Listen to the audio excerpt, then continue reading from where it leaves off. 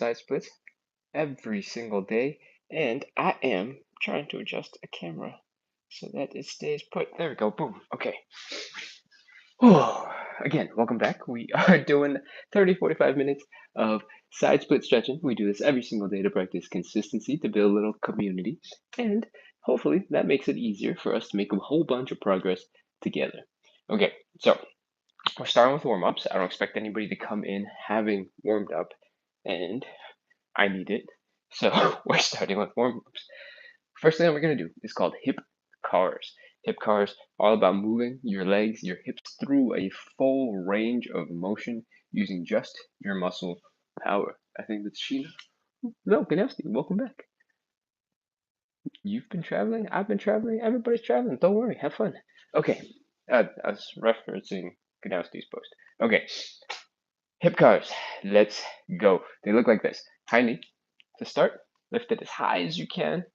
Up, up, up, up, up, up, up, up, up. Open as wide as you can. Directly that way if you can. Rotate that leg so that your ankle is as high as possible.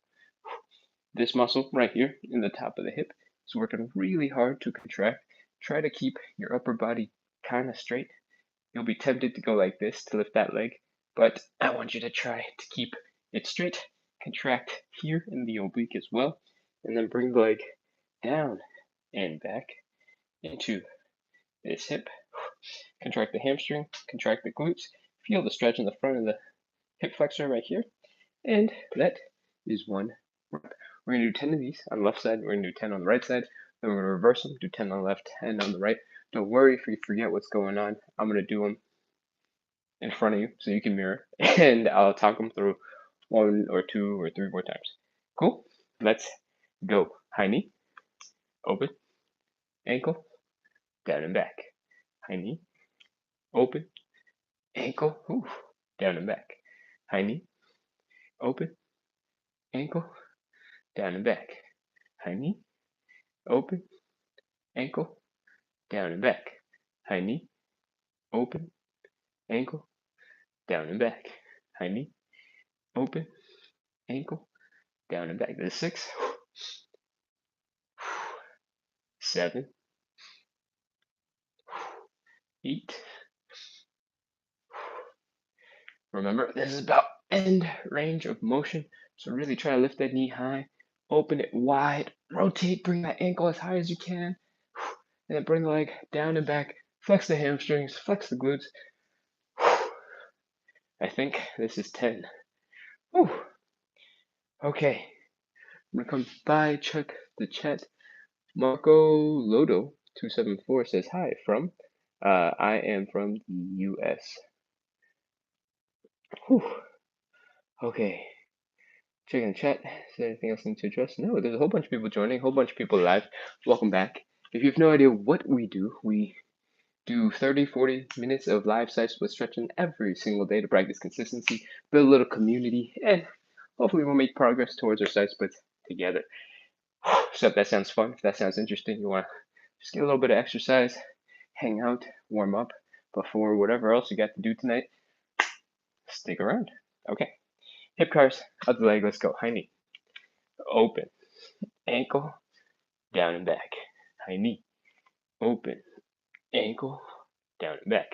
High knee, open, ankle, down and back. High knee, open, ankle, down and back. High knee, open, ankle, down and back. High knee, open, ankle, down and back. Remember, the goal is getting stronger at that end range of motion, getting stronger, more mobile hips, moving smoother, and so really contract those muscles. Work up. It's gonna be hard. It's gonna be tiring, but you'll warm up really fast, working the little tiny muscles that go when you do these. Okay, I'm pretty sure we did 10 on the right side. I honestly lost count, so we're just gonna have to believe, and we're gonna start going backwards. If you're just joining in and you have no idea how to do the forward ones, the backward ones are gonna be so confusing. So let's talk it through. We're gonna start by bringing the leg down and back, flex the hamstrings, flex the glutes, pull the leg behind this standing knee. And we're going to lift directly to the side. It's going to look like we're doing really cool whoosh, kick, but we're not. Ankle is as high as possible. Knee is as high as possible. Contract the hip here. Contract the obliques here to try to stand up a little bit straighter. And then rotate the leg so that the ankle is down. Keep this knee as high as possible. And finally, bring the knee in front. Cool? Let's go 10 more reps on the left side. 10 more reps on the right side. Whew. Back, side, ankle, knee. Back, side, ankle, knee. Back, side, ankle, knee. If you've been here for a couple minutes already, you might notice that you can get a little bit higher now because you did the warm-up with the going forward direction. Now those muscles are a little bit more awake, a little bit more ready for you to contract. I think this is 7, 8, 9, and 10. Whew. Okay, switch to the other side. Last leg. Whoa. One more time. Back. Flex hamstring, flex glutes. Feel the stretch, knee behind standing knee. Lift up to the side. Contract. Keep the knee and ankle high. Rotate leg. Keep the knee high. Bring it to the front. Keep the knee high. 10 of these. 1, 2, 3, 4, 5, 6. I'm going to turn around so it's easier to mirror me. 7, 8, 9, and 10. Whew. Okay, we just did a whole bunch of hip cars. Loosen up our hips. Start working on that muscle. Getting the hips ready to kick butt. Whew. All right, that is warm-up exercise number 1. We're going to move right into warm-up exercise number 2. And I'm going to continue. As soon as I catch my breath, man, I don't know what's going on. Why am I out of breath? Okay, warm-up exercise number 2 is, what is it? Elephant walks. Sheena, welcome back. It's good to see you. And I'm just scrolling through the live real quick to see if there's anything I need to say to anybody. Any questions to address? BBJ5047 says, I learned karate, jiu-jitsu, Muay Thai, and more. Amazing. Bruce08H says, whew. Yes, indeed. Okay, let's get into elephant walks. Don't worry, they're a little less intense compared to the hip cars that we were just doing. We want to get into this sort of L shape. I want to fold at the hips. And I want you to feel this light hamstring stretch. You don't have to get it intense just yet. Remember, it's a warm-up and we're warming up together. As long as you're slowly starting to feel the hamstring stretch, that's good. You might be here, you might be even higher up. That's totally fine. It's part of the process. Now, focus on the belly button right here. Slowly bring it down to the ground. Your hamstrings are going to tighten up. And then go a little bit more. It's all right if your knees bend a little bit. In fact, we're going to have them bend a lot, so don't worry about that. Keep on folding forward. Take some nice big deep breaths in. Exhale slowly. Try to bring your belly button down on your exhale. Relax, droop if you want. Okay. Now that we've hung out here for a couple seconds, I want you to start bending your knee one at a time and keep that belly button low. So when you're moving, it's a little bit uncomfortable in that hamstring. It's moving and sort of like grinding through your leg. Maybe it's not so smooth. And that is fine. Excuse me. Sorry, I'm still recovering from a little bit of a cold. I'm still a little phlegmy. So if I sniffle, if I cough, it's just to get some of that phlegm out of my throat so I can talk. The other day, I was talking, and all of a sudden, my voice went and became like this because of phlegm, and I was like, oh my god, what is going on? Anyways, back to the elephant walk. Let's bend those knees one at a time. and really focus on getting deep in that hamstring stretch.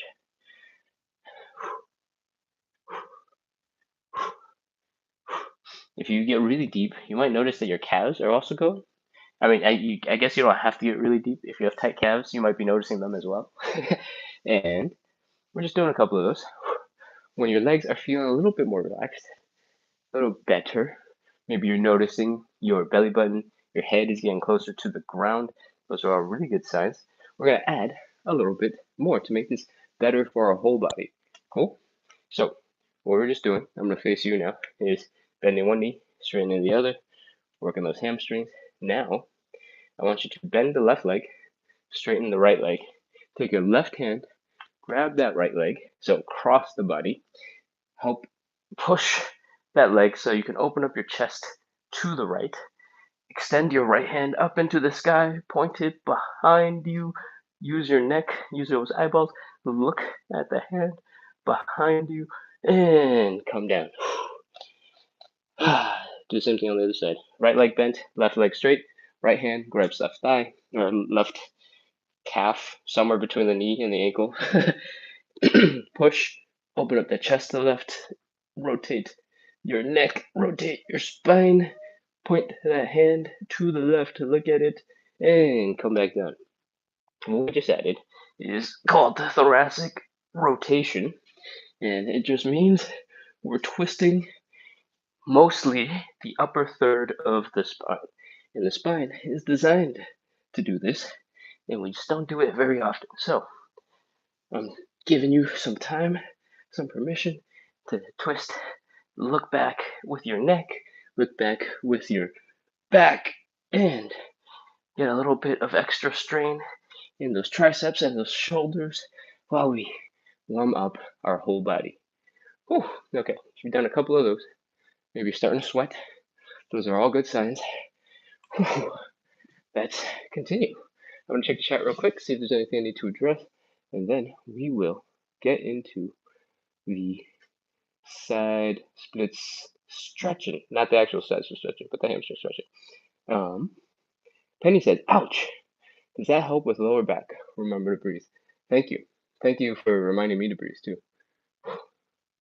Bruce on YouTube says, I'm at work in a constructed space.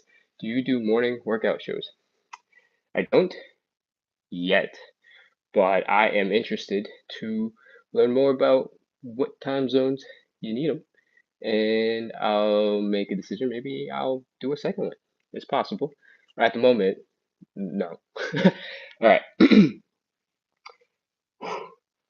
Let's see. We got another one from Erica. Thanks for this. Anything for post knee surgery? I think okay. I am not an expert in knees.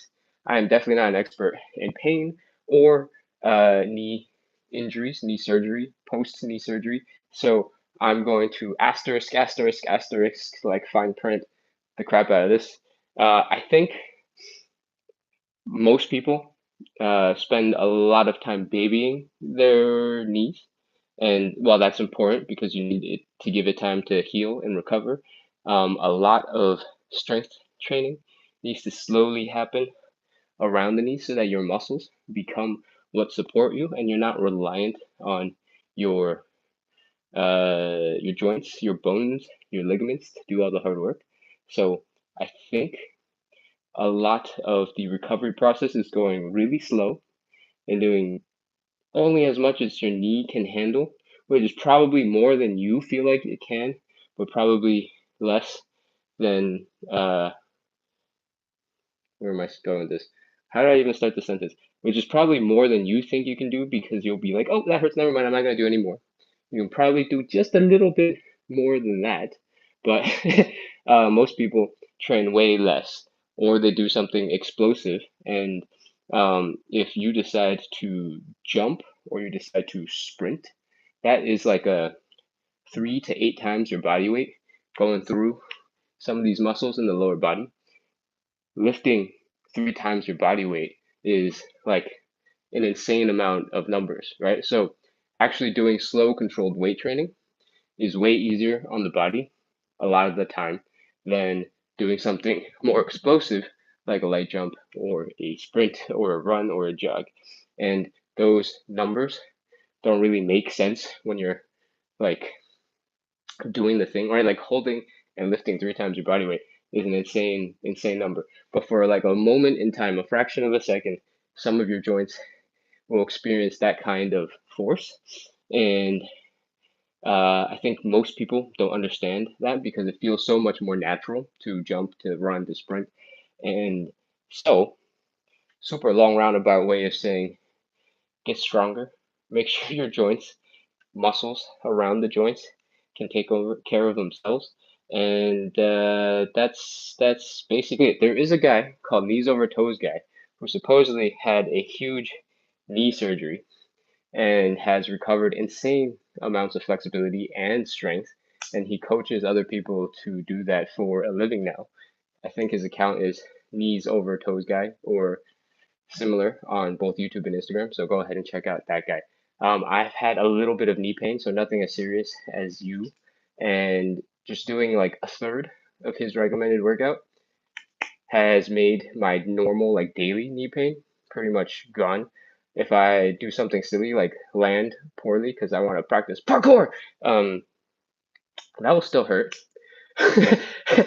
But normal day-to-day life, after about 2.5 months, starting 4-ish months ago at this point, massive difference. One of the big things was just backwards walking on a treadmill that's turned off because you have to like sort of do this motion where you're dragging your feet. And uh, this left knee for me has made a huge improvement. If you guys have been on the live a bunch recently, you know that occasionally somebody asks a question about pistol squats, and I'll be able to just drop into one of these. I only do them on my right leg because my left knee is still slowly getting stronger. My right leg, and I guess at some point, my left leg was able to do them just fine. But it used to be that it would get all achy, like right around here, and I wouldn't want to go down, but I'm going much further after doing the knee workout. And it seems pretty gentle overall compared to how intense other workouts can be. All right, that was a really long tangent for knees. And it's been so long, I forgot where we got with our warm-ups. Cossack switches. All right, let's go back to Cossack switches. I'm gonna check the chat real quick. Lulu is back. Erica asked if there's anything for quads. I'm taking all strength training. Thank you so much. Lovely. Okay. Somebody asked, does that help with lower back? I think that question came in when we were doing this. It doesn't not help, but it doesn't necessarily help because the lower back isn't designed to twist or move very much. And I think one of the biggest struggles with it in general is the rest of our body doesn't move that well. And for some reason, we try to use the lower back to do a lot of movement, even though the lower back isn't designed to move that well compared to the rest of your back, right? Like we were talking about twisting and rotating and moving up and down. The low back isn't designed to do that much of it, but the upper back is designed to do a lot of it. But because we slouch and we sit in front of computers and we sit in chairs, sit in cars, our posture tends to be more like this. And as we train that position, it gets harder to undo that position, me included. And because it's hard to undo that position, our upper back starts losing that mobility. So when we're trying to do things, we're more reliant on pushing the limits of the lower back. And that tends to be why I think the lower back gets into random injuries, even if you're not, just casually lifting really heavy things off the ground with bad form. So it's good because it makes the rest of your body more capable, less pressure on your lower back. But specifically, does this strengthen your lower back or make it more mobile? Not necessarily that much. Cool. All right. Let's get into the third warm-up exercise. Wow, I've gone on super long tangents today. I hope you got something valuable out of it because that would be awesome. All right, Cossack switches. Let's talk about these. We're opening up our legs pretty wide, 3x our hips width. Then we're going to drop down to one side. I want you to try and keep your feet flat to the ground. So stay stable, stay strong. I want you to lean your knee in the same direction as your toes are pointing. So if I were facing this leg towards you, I want your toes to point towards the camera, and I want your knee to travel in the direction of the camera. It doesn't have to be perfect. If you're off by like 2 degrees, that's okay. But if your knee is way in here or way out there, that is putting a lot of stress onto the ligaments around the knee, and we don't want that. Cool? All right, from here, we're going to try and sit as deep as we can and chill. I think for Erica, this is going to be really taxing, so control it. Maybe use a chair to reduce the range of motion, the depth that you're getting into. And I want to feel the pressure in the front of the ankle. You want to feel that stretch in the calf, in the Achilles tendon. You want to feel the pressure in the hip, and we're just going to hang out here. This is still warm up. We're just chilling for a little bit, getting used to the position, and we're going to use that time to talk about other things. Here, on this side, your toes are pointing up, your heels are down, and your knees are pointing up. This is called external leg rotation, and that's because the leg is rotating away from the outside of the body, or rotating away to the outside of the body. This leg position right here on this side is basically a side split, at least, on this side. So we're going to use this position later in the side split, and I'm pointing it out now so you know what external leg rotation looks like. Cool? All right, we hung out on this side for a little bit, so let's switch to the other side, give that leg a chance. You can put your hands down, give yourself a little support as you come over to the other side. Same thing, knees traveling the same line as your toes. Feel that pressure in the front of the ankle, feel the Achilles tendon and calf stretch, feel the pressure in the hips. We're going to hang out here for a little bit. If you've noticed, I put my elbow on top of the quad muscle, the big bulbous muscles right above your knee, to give myself a little bit of support so my body isn't just holding all of the weight by itself. So when I put it here, puts it sort of over the bones. It kind of makes the calf stretch a little bit more intense, but makes it a little bit easier to hold. If we take them off, it'll be a little bit harder. And now that we've hung out here on this side for a little bit as well, let's start moving from side to side. We got lots of different ways to change this. You already know about putting your hands down to help you over to the other side. If you want to make it harder, you can try to sit up a little bit straighter. You can stick your hands out in front of you to help balance. Keep your hips low. Get over to the other side. Each time you get to the other side, trying to get into this position, it's like doing a little stretch to pre-stretch our side splits. And work on those knees.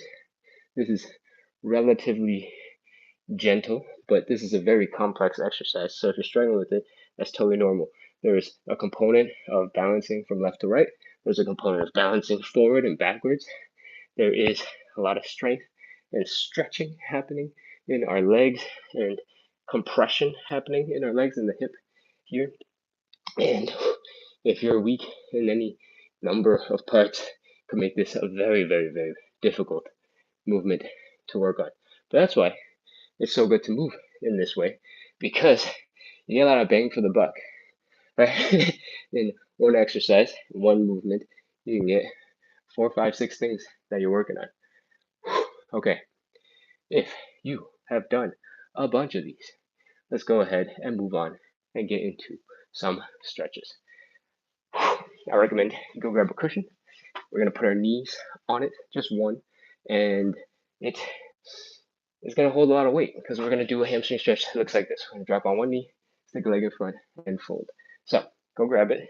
While you go grab something, I'm going to check the chat, see if there's anything else to address. Okay. Sheena has shared the live with more than 10 friends. Thank you, Sheena.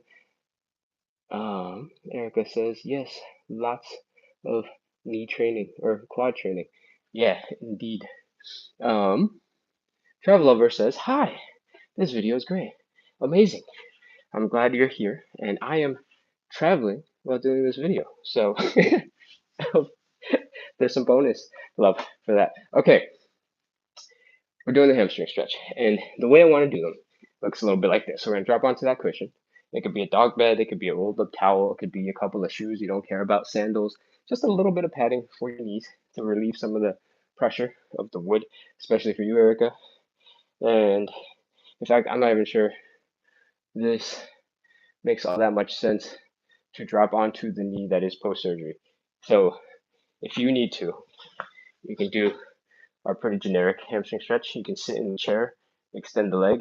If it's painful for your knees to stay locked straight, you can give a partial bend. You can focus on folding your chest, your belly button to that leg, and then extending forward instead of focusing on whoosh, dropping it like this, like a pretty standard hamstring stretch. It'll still work the hamstrings, just a slightly different motion. Okay, regular hamstring stretch that we do. Drop onto one knee. Make sure our hips, our chest are pointing in the same direction. Stick that leg directly out in front and try to bring the belly button down towards the ground. Your hamstrings are going to tighten up. They're going to get really complaining real soon. And all I want you to do is take a nice big deep breath in. Slowly release and get a little bit deeper. Okay, let's do one more. In. Out. And if you feel like you're getting a little bit deeper, awesome. If you feel like you didn't get any deeper at all, well, that's okay too. And if you felt like you weren't able to inhale or exhale, like very much air, then I want you to try and relax a little bit and work on some slow breathing. Maybe not right now, because no, work on some slow breathing throughout the whole entire rest of this 30-second stretch. See if once you've let out the air, if you can just try to let out more air and see if maybe you're just holding your chest, like there's just tension in your rib cage and that's why you can't deflate more.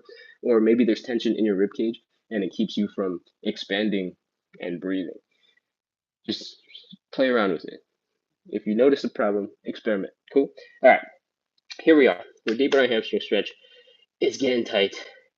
Let's do our 30 seconds. If you don't know, we do 30 seconds of every stretch. Every stretch that we do is somewhat related to the side splits that we're going to be doing later. We're just prepping the muscles in advance.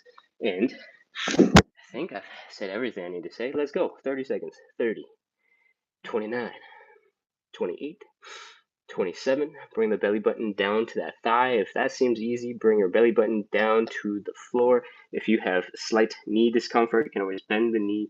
Try to bring your belly button and chest towards the leg first, and then straighten the leg after. Slightly different angle, slightly different approach. Still works the hamstrings just fine. Ooh, I got crap going. Okay, 20, 19, 18, 17, 16, 15, 14, 13, 12, 11, 10, 9, 8, 7, 6, 5, 4, 3, 2, 1, 0. Oh, okay, come on up. Let's rotate, spin, move, and do the other leg. Same thing. Come on to that other side. Fold forward. Hamstring's going to tighten up. Take another couple of breaths. Slowly inhale. Slowly exhale. Fold.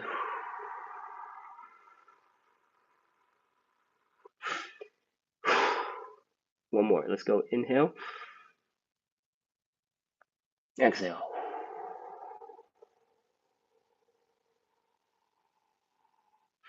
Once you are as deep as you can get for now, and if your back is slightly bent, it's fine. It's not a big deal.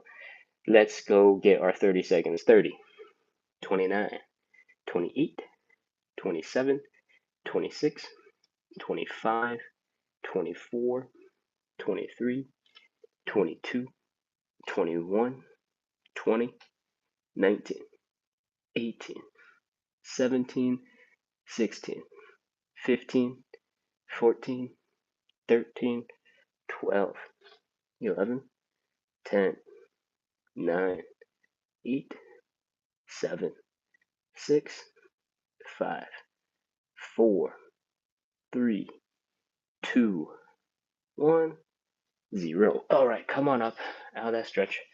If somebody has been having low back discomfort, because I think that was a question on TikTok, in that hamstring stretch, because we spend quite a bit of time in it, getting into it before we start the 30-second count, you might be feeling some stretching and some pressure, not necessarily in the low back, but just above it, where this hand kind of is.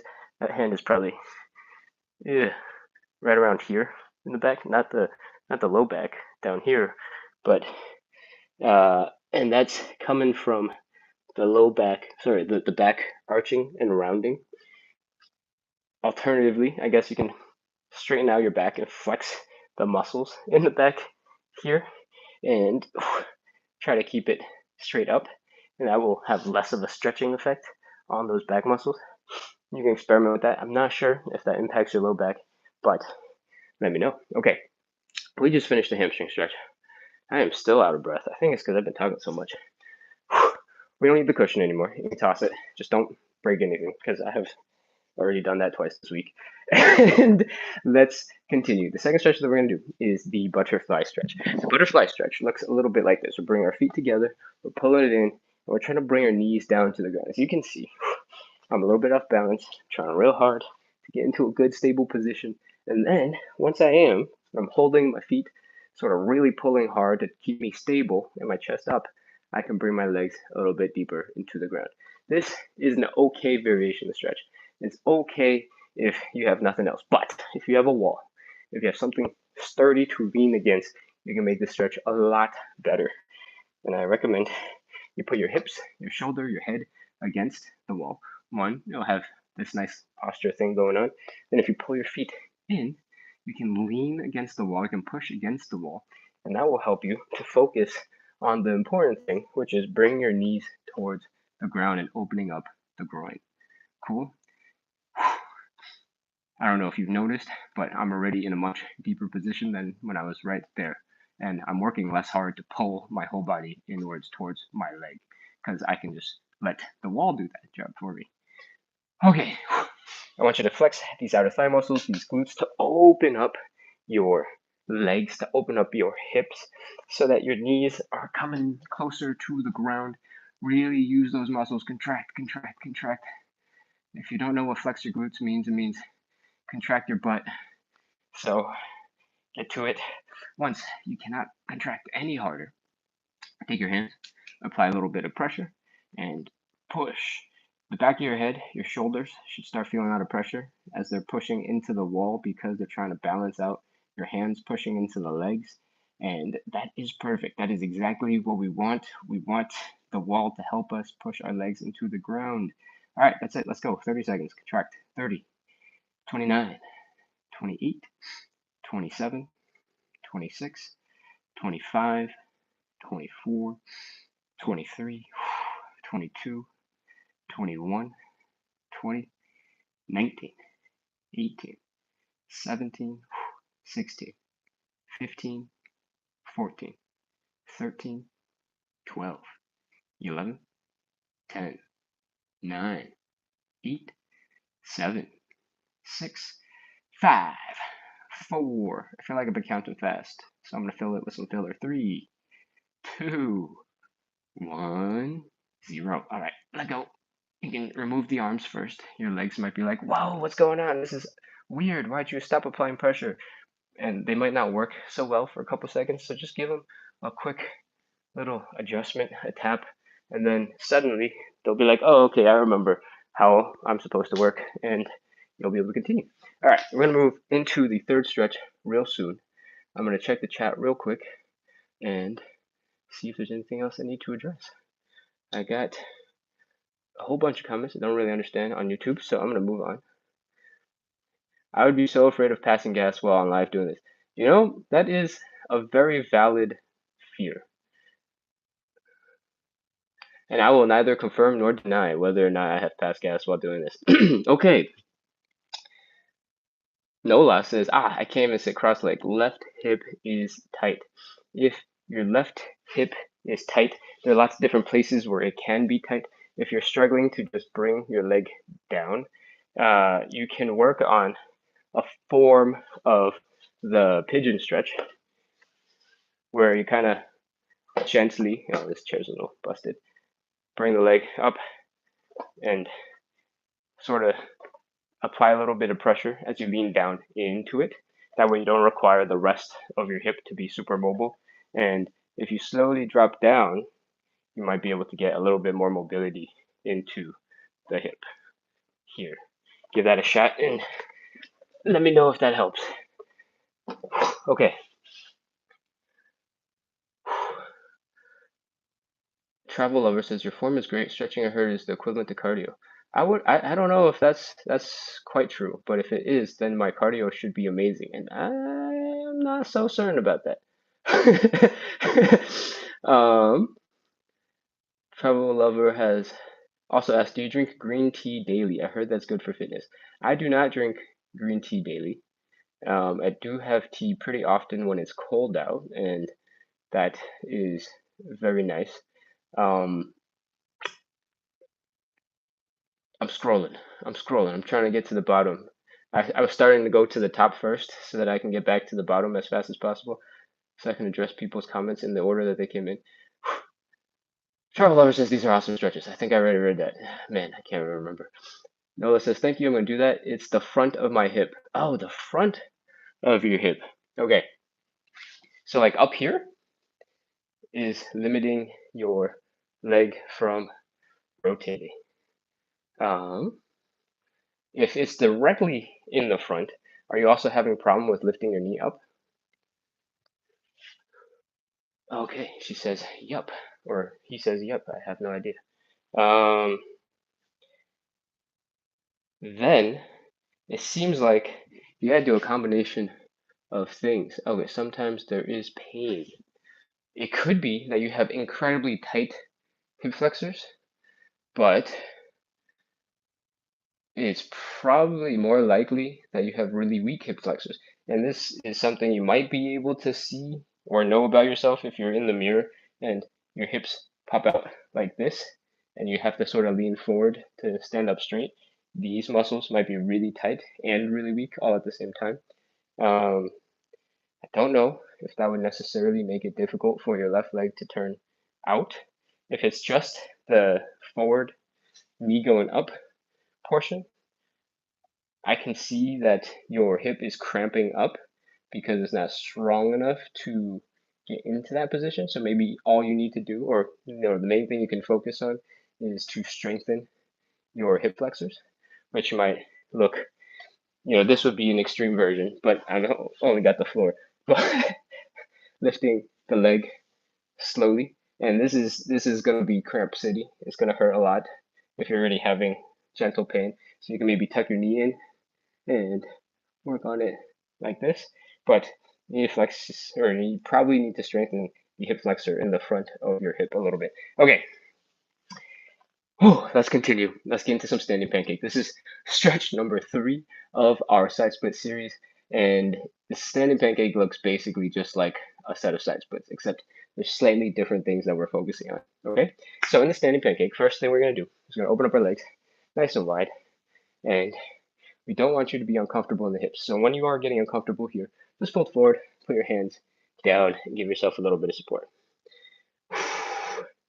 Once you are here,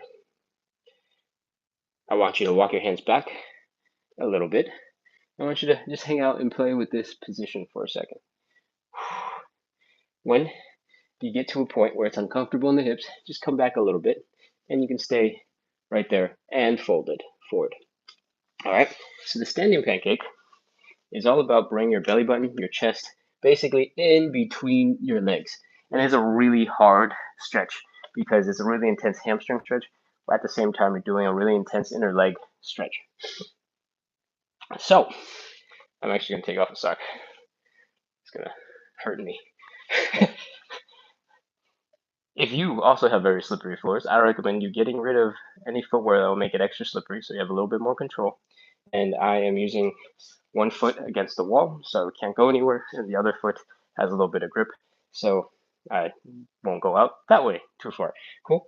All right, once we are in this position, folded forward, I want you to focus on your belly button. I want you to focus on bringing it down towards the ground. I want you to focus on folding forward with these hips, pointing the bottoms of your butts, your sits bones back behind you. Imagine even bringing them up into the sky and pointing up. And that's it. That's the standing pancake. If you want to make it more difficult, you can stick your arms above your head straight out. That'll make gravity work much harder in your favor. If that's too intense, you can tuck your arms in. And if you want to have help counterbalancing when you stick your arms out, you can sort of stick your butt back and fold to help counterbalance. All right, those are all the tips. Let's get into it. 30, 29, 28, 27, 26, 25, 24, 23, 22, 21, 20, 19, 18, 17, ooh, I'm off balance, 16, 15, 14, 13, 12. You can always put your hands down to reduce the intensity of the stretch. 10, 9, 8, 7, 6, 5, 4, 3, 2, 1, 0. All right, come on up on that stretch. Oh, put your hands down, bring your legs back in. Wiggle if you need to. Oh, come back into standing. Your legs should be tired. They should be questionably functional at the moment. And take a couple of breaths. We're going to talk about why that it was so hard. You got two sets of muscles on the inside of your thigh and the outside of your thigh, and they're named really confusingly. But the inside is called the adductor with two D's, A-D-D-U-C-T-O-R. Their job is to go bring the leg towards the center of the body, and the abductors, so abductors, do the opposite. Their job is to lift your leg out to the side of your body. When you do a side split stretch, the adductors get really furious at you. They hate you for putting their lives in these compromising positions, and so that's what you're feeling on the inside of your legs, the adductors. The other place you're going to feel that really intense stretch is the hamstrings. And that's why we spend so much time in the hamstrings. We do the elephant walks, the hamstring stretch, and now we're doing the standing pancake to prepare for this, essentially. And the hamstrings, at least half of them, connect into your below the knee and into the hip. So anytime you bend forward, doesn't matter if your legs are together or if your legs are apart, your hamstrings are going to be like, hey, hey, hey, what you doing? I don't like this. And I'm looking for my sock that I threw away because I need it soon. And that's why your legs are terribly unhappy with you right now. Cool? All right. Now that we've had a couple of seconds to break and relax from the standing pancake, let's get into a much more comfortable, slightly easier stretch. It's called the figure fours. The fourth stretch is figure four. It looks a little bit like this. The first thing we're going to do is bring the ankle across the body. And the real goal is to bring our chest down to that ankle so we feel the stretch out here in the outer glute hip-ish area. Cool? You might also feel a little bit of stretch on the inner thigh depending on how flexible that is because you're rotating the leg. Oh, there's two main ways to do this. There's the figure four stretch and there's the pigeon. The pigeon is probably something you've seen at some point if you spent any time on the internet. And it looks like this. We're bringing the leg across the body. We're trying to focus on bringing our chest to the midpoint between our knee and our ankle. And we fold forward. From the sides, it looks a little bit like this. As long as you're getting the stretch out here in the outer hip glute area, that's all that matters. Two things about getting into this position. If your back leg is struggling to get straight and out here, it's totally okay. You can just keep it bent. Even if it's bent, you can still focus on getting your chest to the midpoint between your knee and your ankle. Cool? Second version of the stretch, figure four stretch. Looks a little bit like this. We get to do it on our backs. Doing it on our backs does not mean you should take a nap. It's still hard. In fact, I think it's harder to do than the pigeon. Because pigeon has gravity working for you, pulling your chest down, but the figure four looks like this. Leg extend, cross it over to the knee, and then reach your arm through that triangle that you just made. Grab your knee from around and pull. So you feel the stretch based on how hard you pull your leg in. And the floor helps keep you honest, let's say. because if your back is straight, you get that real honest look at what angle you've gotten. When you're doing the pigeon, your back rounds, and it's much harder to know how far away from the ground you are. So, those are the two variations. Get into position of your choice, and let's get started. 30, 29, 28, 27. In the figure 4 stretch, you can, or you should, pull nice and hard and hold that intensity. Your arms should not be relaxing. 18, 17, 16, 15, 14, 13, 12. If you're getting too comfortable in the pigeon, push your ankle away from you. 10, 9, 8, 7, 6, we're almost done. 5, 4, 3, 2, 1, 0. All right, that's one side. Switch to the other side, whether you're doing the pigeon or the figure 4. So I just did the figure 4, and I've done a lot of figure 4 the last couple of days. I'll do a pigeon on this side. Again, we're bringing the chest to the midpoint between the knee and the ankle. If you have really long bones there, maybe the midpoint doesn't make that much sense. Just don't go way too far to your knee or way too far to your ankle. Somewhere in the middle is good. All right, come on down. Keep the hips low to the ground. If you start going like this, like you're bowing, don't do that. Try to keep your hips low. All right. 30, 29, 28, 27, 26, 25, 24, 23. Again, if the pigeon is too comfortable, push that ankle away from you. 21, 20, 19, 18, 17. Remember to breathe. Don't hold your breath. If you want, you can try taking those big, long breaths and seeing if you can drop a little bit deeper into that stretch. 13, 12, 11, 10, 9, 8, 7, 6, 5, 4, 3, 2, 1, 0. Oh. It took me a couple seconds to really feel the stretch. After I said you can take some big long breaths to get into a deeper stretch, I actually took my own advice. Rare, it happens.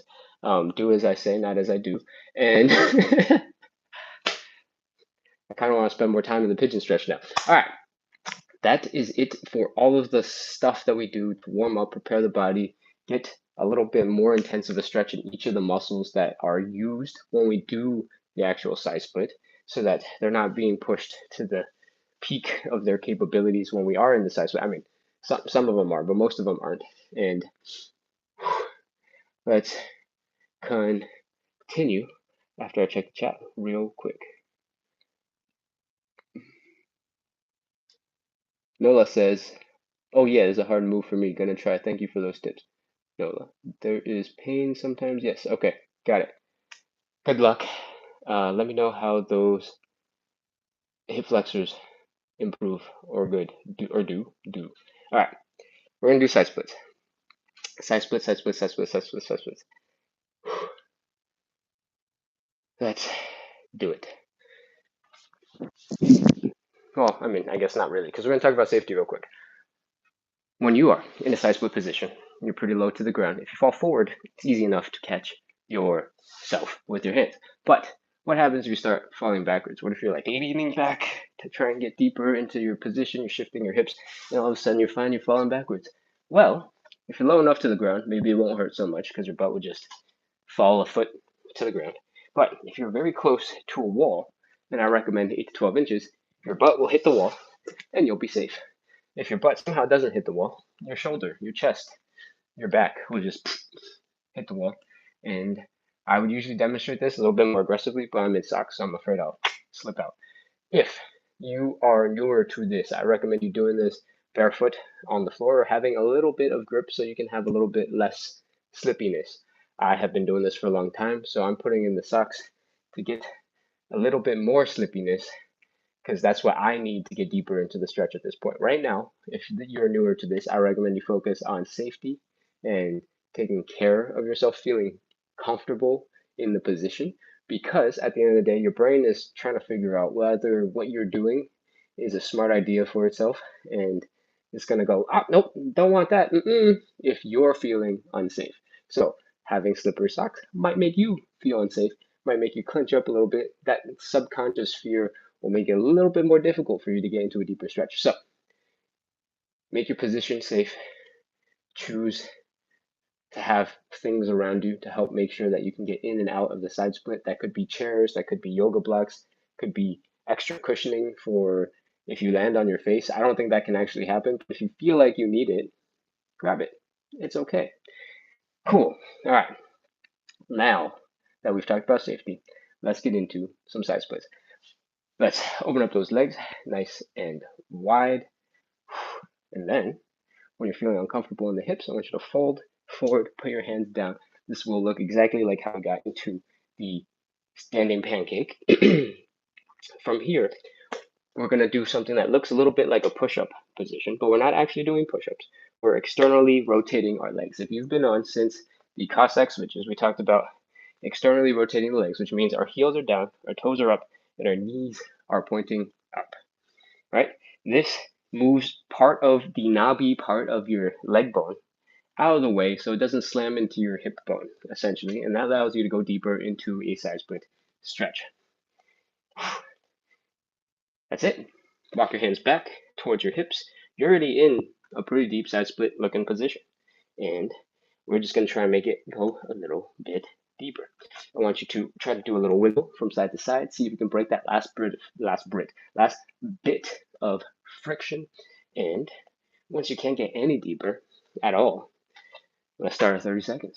30, 29, 28, 27, 26, 25, 24, 23, 22, 21, 20, 19, 18, 17, 16, 15, 14, 13, 12, 11, 10, 9, 8. Remember to breathe. Don't hold your breath. The pain might be a little bit much, but try to breathe.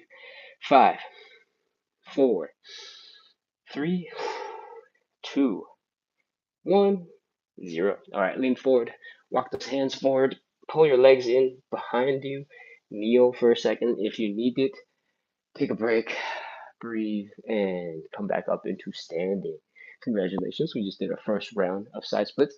That's going to be the most uncomfortable one. It's going to feel like you're really tight and high off the ground, and that's because it's the first time we put everything together and got into the side split. Let's take a quick break to shake out those legs. The muscles went, oh, what are they doing? This is bad. We don't like this. And now we want them to relax and be like, hey, it's safe. Don't worry. Chill. It's okay. It's like soothing a dog that's going to the vet. You know, the muscles all tighten up and go crazy before you even get into the vet. Because it's like, no, not the vet. And then you're like, please, calm yourself. Relax. These are all good things. We want this. You don't want to have rabies. Okay. Shake out the legs. Shake, shake, shake, shake, shake, shake, shake, shake, shake, shake. Wiggle, wiggle, wiggle, wiggle, wiggle, wiggle. We have called these the noodle. And what we're doing is making sure as many muscles in our leg are as loose as possible. Looseness is the opposite of tension. It's the opposite of and we want our legs to do that so we can give them a fresh restart when we get into the next round of side splits. Okay, after we do that and our legs are feeling normalish again, just move around, wiggle, dance, and we will get into a couple of quick checks for our joints. The first thing I like to do is just some deep hip circles, then some high knees, and then I like to do a couple of mini squats. So we put a little pressure into the knee joint, a little bit of pressure into the ankle joint, come up onto those toes, just to make sure everything feels good, is moving well after that. And if those are all good, and you are moving okay, nothing is painful, then we are ready to get to where we need to be, which is in round 2 of the side splits. Thank you, Sheena, for reminding me to take a break, sip water, and breathe. You can probably hear me breathing really hard, and can't imagine that sounds fun. All right, so thank you for the reminder. So I can okay, if you're having fun, if you have gotten deeper into your side split than you ever thought possible, then please consider hitting follow, subscribe, get notified, do all those cool things. Keep coming back. We do the show every single day at 9 p.m. Eastern, and that is 6 p.m. Pacific, so that we can practice consistency together, both for you and for me, because clearly I can't do the side splits, as you can see, and I'm making my mission to get there. My goal is to make hard things a little bit more easy with good vibes, with community, with people interacting in the chat, getting to know each other, and hopefully that more fun environment makes it easier to do hard things, makes it easier to do side splits, so we can all make progress towards our side splits together. All right, that's the spiel. Hit follow, hit subscribe, get notified, keep coming back, practice. Cool. Let's get into round 2 of these side splits. Once again, get close to that wall so you have a little bit of safety. I recommend 8 to 12 inches, which is for most people about 1 step away from the wall. And let's open up those legs. Get ready to do the next round. Open them up, drop as low as you can. Once it's uncomfortable in the hips, fold forward, put your hands down. With your hands supporting some of your body weight externally, rotate the legs, which means your heels are down, your toes are up, and your knees are pointing up. From here, try to sit deeper into that stretch and take a couple seconds with it. Walk your hands back towards your hips. That'll put a lot of that body weight that we shifted forward back into your hips. And we're here. This is basically the position. Do a little wiggle from side to side. See if you can break that last little bit of friction. Holding your feet back. And once you are as deep as you can go, let's count. 30, 29, 28. Remember to breathe. 27, 26, 25, 24, 23, 22, 21, 20, 19, 18, 17, 16, 15, 14, 13, 12, 11, 10, 9, 8, 7, 6, we're almost done, 5, 4, you hear how clearing my throat changes my voice entirely? 3, 2, 1, 0. All right, come on up, lean forward, pull your legs in, kneel if you need to. Whew. And come back into standing when you get a chance. Let's shake, noodle, wiggle, goo. You can also shake your arms. Not only does it look way smoother at wiggling and noodling than your legs do. I mean, you probably can't tell because you don't have a camera reflecting your face. So your arms generally can look way more smooth at noodling. And you need a little bit of it to relax your arms because they do hold a bunch of your body weight up when you're down there. And it's always good to relax more rather than less. All right, once your legs, the primary muscles that we've been working on, are loosened and relaxed, let's do our quick checks. Take more time on these because we have already done 2 rounds. Our next round is our 3rd and last. We want to do really good. So let those muscles relax. If you weightlift, or if you sprint, or if you do any really intense physical activity, you know the importance of rest. It takes a couple minutes for your body to refill it with ATP, which is energy, and help you like do really intense moves. We don't need the rest for that particular reason because we're not using that much energy necessarily, but we do want the muscles to relax as much as possible. We want there to be very little residual tension so that when you get into the next stretch, you're not like pre-tense and then trying to get more tense. It's relaxed, and hopefully by the time you tense all the way out, you get a little bit more range of motion. I'm gonna check the chat real quick because we want to rest and take breaks. Harshith asks, what is the purpose of this live?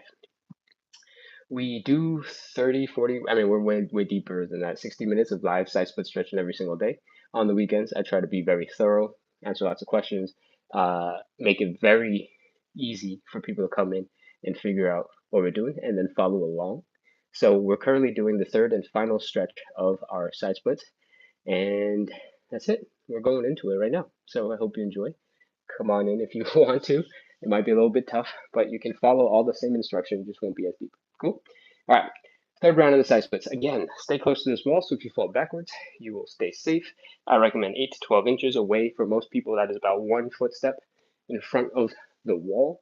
And let's go. Open up those legs, nice and wide as you can handle. Once it gets uncomfortable in the hips, fold forward, put your hands down like you're doing a push-up. We're not actually doing push-ups, we're just moving some of the body weight into our hands so it's easier to externally rotate. External rotation is putting your heels on the ground, your toes up, and your knees up. There's definitely pressure in your heels. If you really pull those toes back and put the back of your heels down, it might be a little bit easier. And walk those hands back towards your hips so that weight is coming back right into your legs instead of being out in front. And here we are. We're in the side splits one more time. Do a little bit of a wiggle from side to side. See if you can break that last little bit of friction holding you back. And once you cannot move any deeper, let's do our last round of 30 seconds. 30, 29, 28, 27, 26, 25, 24, 23, 22, 21, 20, 19, 18, 17, 16, 15, 14, 13, 12, 11, 10, 9, 8, 7, 6, 5, 4, 3, 2, 1, 0. All right, bring your legs in, walk your hands forward. We are done with the side splits. Kneel for a second if you need to.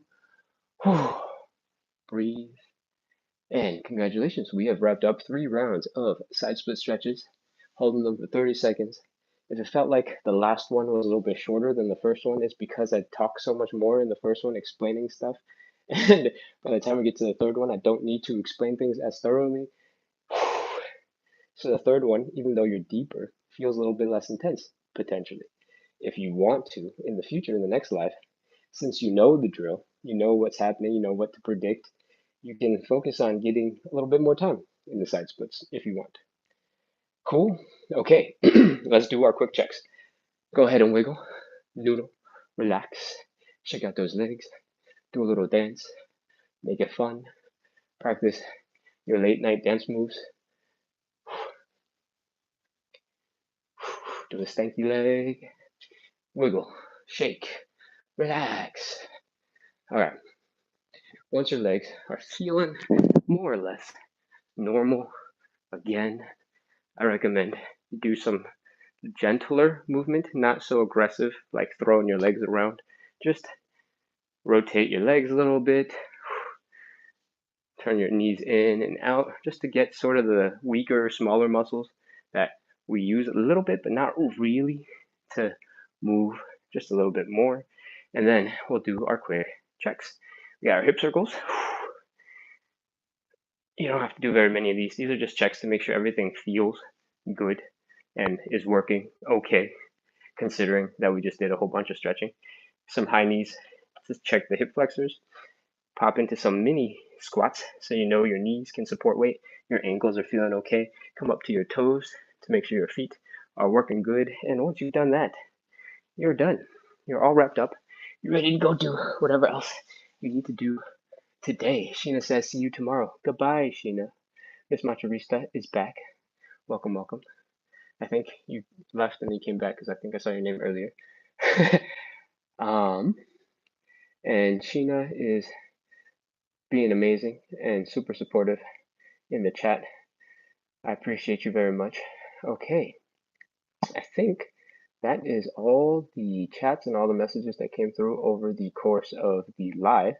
So, thank you everybody for coming. I hope you had fun. I hope you felt like you got a lot of good stretching done. I hope you learned something. I hope you recognize that it's a lot more fun to do hard things with other people. And I hope that means you'll keep coming back because I'm here doing this every single day at 9 p.m. Eastern, 6 p.m. Pacific. And I do this every day to practice consistency, both for you and for me. It makes it way more fun for me to do the lives, to do the same stretching that you're seeing when I'm doing with other people, answering questions, doing stuff together, teaching a little bit. And I hope you find that the good vibes are a really good reason for you to keep stretching and do cool things like the hip cars, the elephant walks, side splits. And yeah, that's the goal. Make it fun enough that you keep coming back, doing the hard things like side splits more, and hopefully make progress towards your goals. Because what's the point in not getting better at stuff? Okay. Lulu says, thank you. See you tomorrow. Have a good night. Travel with Roxy says, thank you for today. Thank you, everybody. I hope you had fun, and I hope to see you tomorrow. Vishnu Pasavan on YouTube says, I'm going to watch this live again in my evening and try this. Great idea. In your evening, yes, that's probably 12 hours from now. So, yes, please do enjoy. We are going to put out a shorter version where I don't talk so much or answer questions, and it'll just be straight into the moves. If that is interesting to you, let me know, and I'll prioritize trying to get that video out sooner rather than later. If you want a version of it right now, you can go to Instagram, and there is a 13-minute video on Instagram, because this is where I started everything, and I was a noob then, that covers pretty much all the stretches and goes through it at a super fast pace. So go ahead and check that out. The account is the same. It's called @Splitsontheside, and it goes through the whole series, or most of it. It's slightly different now. I've adapted it and changed things to make it more effective for me at least. And I think you get 90% of the same things in that video. So @Splitsontheside on Instagram, there's a 13-minute video that should be pretty close to the top, I think. Go check that out. Cool. Alex400 said, what did you add to your backpack for pull-ups? Was it bricks? My backpack for pull-ups. When did I do backpack weighted pull-ups? I have not added bricks to a backpack, but I'm trying to remember if I've done that many pull-ups with a backpack on. I think maybe for a quick moment, but not in anything that I feel like I posted, but I can't remember. Actually, here, I'll grab the backpack. Give me a sec. Wow, my throat is really making noises. Right now, I have a 4-liter water bottle, and it's filled to the top, so it's about 4 liters. So should be about 4 kilos worth. Throw it into a nice little travel backpack that I have, and yeah, I mean, I don't need to zip that up. That's basically it. I think if I was out in the streets just doing some pull-ups, then all of my stuff combined probably doesn't really hit 4 kilos, so it's probably a little less than that. Definitely not bricks, because I need this backpack to last a while. And it's a ultra thin, sort of lightweight backpack for that purpose, and I do not want to subject it to the abrasion of bricks. So probably not bricks. Yeah. Cool. All right. Travels Roxy says, I do think that he's been adding a water jug for his side splits. That is correct. Joking. Ganowski says, I needed this. Thanks for another great session. Lovely. Thank you for being here. Thank you for coming in. What did you? Okay, I already read that. Charles Roxy says that would be wild. Yeah, no. Bricks are too abrasive in general. It is a very good tool if you have something very durable. I don't. I got lightweight things. Uh, Gently trained with bricks and buckets. That makes sense. It's like a very adjustable system with very cheap and affordable tools. So that makes a lot of sense to me. Like buying a 45-pound weight is so expensive. If you're lucky, it's $1 a pound in the US at least. If you buy it used from people, if you're lucky, it's like $1 a pound. And bricks are heavy and they are not nearly as expensive, I'm pretty sure, by the pound. Same with sand and buckets. Vishnu asked, do you do pull-ups every day? No, I do not do pull-ups every day. I don't have immediate access to a pull-up bar, so I have to go a little bit somewhere to go do pull-ups. And so I do not do them every day. But prior to coming to this country, there was probably a 3-month period where I was doing pull-ups probably 5 days a week because I had really easy access to a pull-up bar and I was going to the gym every single weekday. So you can, it's possible. Um, if you don't do the same intensity every single time, if you're not killing yourself doing pull-ups every single day, you can definitely do a lot of pull-ups. And I recommend you do spend time doing dead hangs, which is basically just hanging from a pull-up bar and letting your back, your spine relax a little bit, letting the muscles in your back chill for a second instead of spending all of its day holding you straight and upright or, rounded and flopped over, whatever your posture looks like. And it's nice. It's a good amount of release. Vanish asked, how are my middle splits going? They are going pretty good. I've been making some steady progress over the last couple of days. Um, for everybody on the lives that don't know, I've been doing some form of the live side split stretching for about a year now, a little bit over a year. And no, wait, no, the live started in December. So some version of the lives has been going for almost a year. And I've been stretching for the side splits for a little over a year. And the goal originally, just like the lives, was all about consistency, making sure that it's like easy and cool and chill enough that I could do it every day and that it had other benefits. So I wasn't just doing the side splits for side split's sake, because realistically, I don't need the side splits in my daily life. I mean, it's just a cool goal to have, right? Like you want to do cool things. And that's one of the cool things I've wanted to do since I was like 15. So I was like, I'm gonna get it this year. I'm gonna practice consistency. I'm gonna retrain myself to look at uh, training as something rewarding instead of something that is just a pain in the butt. And so here we are, 1 year later. And because we've hit 1 year, and since you guys saw the live, we do really 3 sets of 30 seconds, right? 90 seconds ish in the side splits every single day. It's not very much time.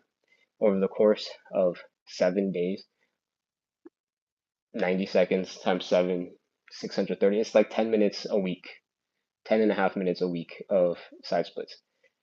What I'm doing now is trying to get 10 minutes of side splits every day in addition to what we do on the live. So it totals out to 11 and a half-ish minutes. I'm trying to up the intensity, work on the more painful, potentially, ways of getting progress in the side splits. They're faster, but they require you to contract your leg muscles really hard and to trick your nervous system into relaxing a little bit so you can get a little bit more range of motion. And if you watch any of the shorts, any of the reels on YouTube, TikTok, Instagram, you'll see that my face is suffering a lot. And that is because I'm contracting the muscles really hard, trying to trick them to relax so that I can push myself into a slightly deeper side split position. If you're wondering if that's safe, for the most part, it is pretty safe. I have also been doing some version of the side splits for a whole entire year, so I've had little tiny buildup of uh, the muscles that need to be in order to do more intense versions of stretching. So I think I'm gonna be fine. I got a lot of commentary that I shouldn't be doing it this way. It's too intense. I do agree that 10 minutes might have been just like a little bit of a bold statement. Like I'm 7xing the amount of time I spend in the side splits per day. Uh, but I say that only because I have noticed in the videos of the recordings that I get lower at like the 6-7 minute mark than I do at the 10-minute mark at the end. Like I think by 10 I'm a little tired. My legs don't want to go back into the side splits, and so they get a little bit higher off the ground, and that means the measurements that I'm making are not perfect. But I don't want to measure like 10 times to figure out what the lowest point is. So I'm just measuring at the end at the moment. So I might tweak the workout a little bit. You don't need to know this. You won't know this necessarily. Because and the workout I'm tweaking is the one that I'm doing by myself, not the one that I'm doing live. Yeah, so those are some fun facts about side splits.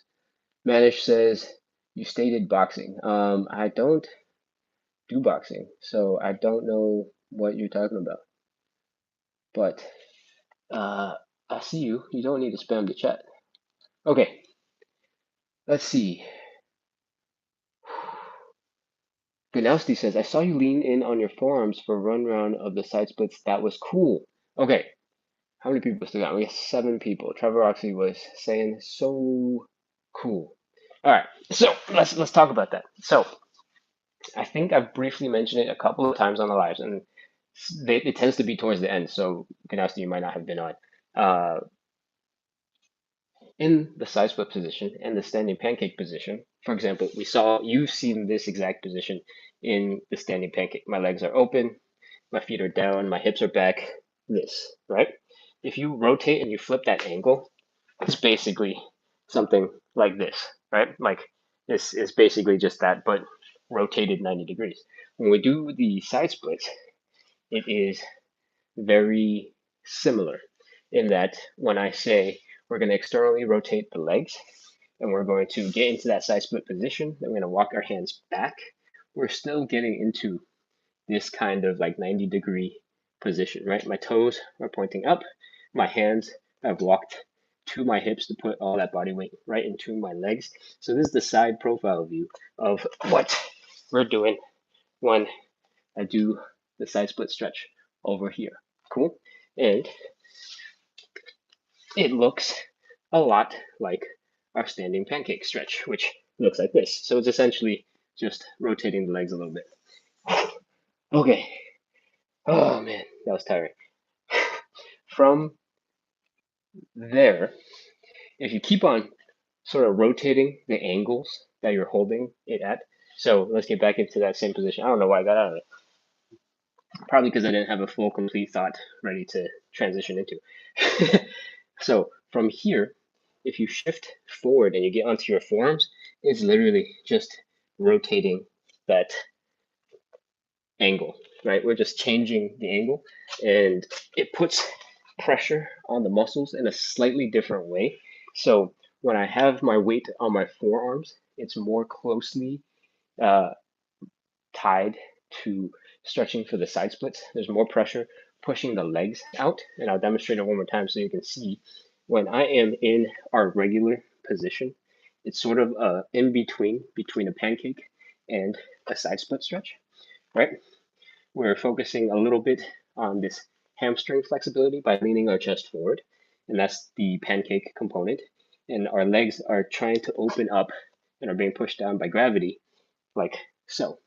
If we lean really far forward and put forearms on the floor, there's less pressure in the hips overall, but the hips are focused on just opening up. There's less hamstring flexibility going into it, and that makes this a little bit more side split focused, and it just shifts the intensity of the stretch a little bit depending on where your hips are, right? So if we sit all the way down, back deep onto this side and just collapse, then I can't keep my legs apart. I don't have the strength. I need the body weight to open up my legs, right? Like this is my maximum angle that I can get into by myself. And you can see where the feet are and where my hips are to get a casual kind of idea. But when I'm seated on the ground and gravity is pulling me down, I can get way deeper into it. So I'm just letting gravity sort of shift where the pressure is and which muscles are getting stretched by shifting where my chest is and rotating sort of from somewhere in between that seated position on the ground to the forearm position. Everywhere in between, you're basically working on the pancake and the side split. Cool. I hope that makes sense. And I hope that helps you understand that the standing pancake is actually really similar to the side split, and you can train both basically at the same time because it is so close in its movement.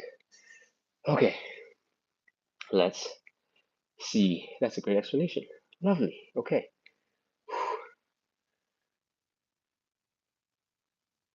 Manish said he achieved his middle split in only 1 month. That's incredible. Good for you. I appreciate that you let me know.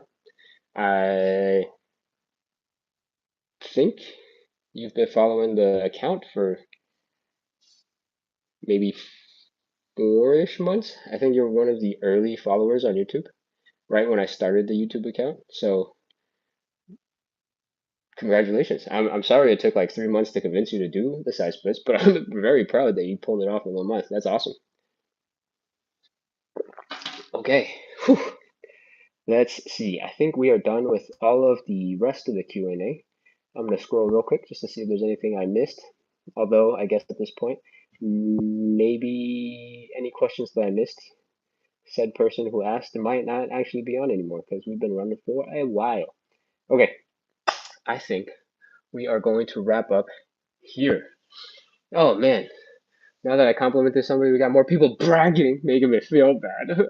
On YouTube, NCRJY, who asked a bunch of questions the last couple of days. Thank you for being super consistent and coming back every day. I appreciate it. Has said that they achieved the side split in only 1 day. I know you practice Taekwondo, so I hope that is why you're able to pull it off. Because if you have really strong leg muscles, it makes it a lot easier to get into it. And that's awesome. That's so sick. Talk about building a foundation for having really cool moves. Maybe I should do some taekwondo. No, I'm gonna focus on my side splits. That's awesome. All right. Tyler says, do you have any beginner-friendly tutorials? I have actually a lot of really quick ski-ish tutorials for more calisthenics style moves on the shorts side of the YouTube platform, on the short side of the TikTok and Instagram platform. I don't do that much in terms of stretching at the moment. If you go back far enough to like 3 months ago, there was some stuff regarding stretching. I have a couple of quick skits about making the hamstring stretch a little bit more effective, but you'd probably be better off just asking me a question on the live to get a more straightforward answer. Does that make sense? Cool. Okay. I am seeing that we've been going for 83 minutes, and I am not seeing that much more stuff in the live. Actually, Tyler, I take it back. You should go check out the pages on platform of your choice. You're on TikTok, so I assume you like TikTok. And see if there's anything that you would like to see, and then let me know. I'll put it on the list of things I need to put out eventually. We got a big long running list, and just slowly taking off things that I'm comfortable talking about. Cool. All right, that's it. Thank you so much, everybody, for coming in, practicing, doing the live, getting strong, getting mobile, all those good things. I hope you had fun. I hope you feel like you made a bunch of progress. I hope you come back tomorrow, because at the end of the day, you got to practice a little bit of consistency. It doesn't have to be every day. It can be every other day. It can be 3 times a week. So yeah, that's not every other day. That's almost every other day. Keep on practicing consistency, and hopefully, with the good vibes, it makes it easier to keep on doing hard things. And with that consistency and that effort, we make a whole bunch of progress towards our side split goals. Or at the very least, you get much more mobile in your hips, you get a little bit stronger in your legs, you get your hips to move better, you can squat lower, all those cool things that happen only if you give yourself consistency.